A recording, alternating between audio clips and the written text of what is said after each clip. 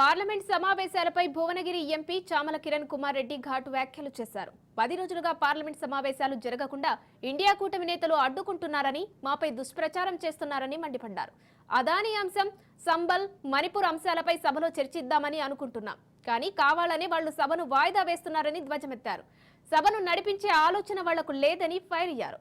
సభల్లో అన్ని రాజకీయ పార్టీలకు అవకాశం కల్పించాలి, కానీ ప్రతిపక్ష ఎంపీలకు అవకాశం ఇవ్వడం లేదని ధ్వజమెత్తారు.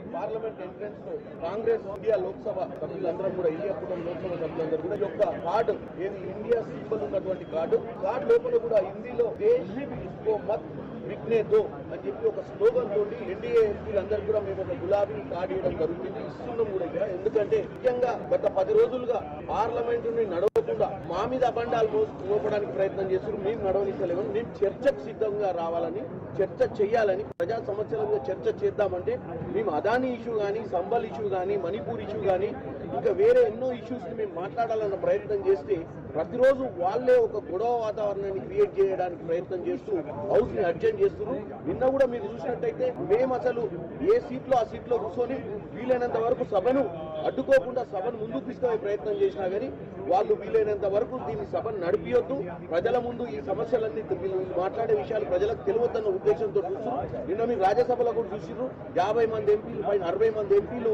నో కాన్ఫిడెన్స్ మోషన్ కూడా మూవ్ చేయడం జరిగింది. ఒక స్పీకర్ కానీ, ఒక రాజ్యసభలో చైర్మన్ కానీ వాళ్ళందరూ కూడా న్యూట్రల్ గా ఉండి అన్ని పొలిటికల్ పార్టీస్ కి అవకాశం ఇచ్చే ప్రయత్నం చేయాలి, కానీ వాళ్ళు ఎవరు కూడా అవకాశం ఇచ్చే ప్రయత్నం చేస్తలేరు.